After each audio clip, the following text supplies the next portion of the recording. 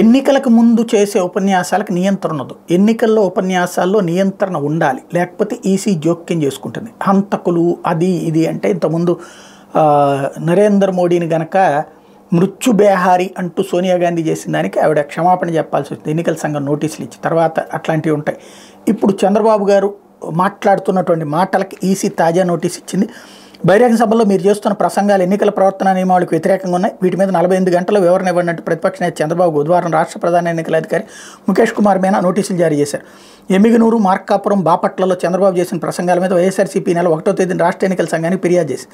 దాన్ని రాష్ట్ర ఎన్నికల సంఘం పరిశీలించి చంద్రబాబు ప్రసంగంలో ఉపయోగించిన పదాలు ఎన్నికల కోడ్ ఉల్లంఘన కిందకు వచ్చే విధంగా ఉన్నాయని ప్రాథమికంగా నిర్ధారించింది. బహిరంగ సభలో ప్రసంగించేటప్పుడు నాయకులు కొంతమేర సంయమనం పాటించాలని, దిగజారే స్థాయిలో ప్రసంగాలుంటే కఠిన చర్యలు తీసుకుంటామని ఇప్పటికే అన్ని రాజకీయ పార్టీలకు ఎన్నికల సంఘం సూచించింది. కానీ చంద్రబాబు నాయుడు తన ప్రసంగాలు సీఎం వైఎస్ జగన్మోహన్ రెడ్డిని వ్యక్తిగతంగా పరుష పదజాలంతో దూషిస్తూ ఎన్నికల ప్రవర్తన నియమాలు ఉల్లంఘిస్తున్నారు అంటూ వైఎస్ఆర్సీ ప్రధాన కార్యదర్శి లేళ్ల అప్పిరెడ్డి రాష్ట్ర ప్రధాన ఎన్నికల అధికారికి ఫిర్యాదు చేశారు.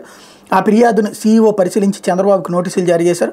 ఒకవేళ 48 గంటలలోపు సమాధానం ఇవ్వని పక్షంలో వివరణ ఇవ్వలేదని భావించి తదుపరి చర్యల కోసం కేంద్ర ఎన్నికల సంఘానికి నివేదించనున్నట్టు ఆ నోటీసులో చెప్పారు.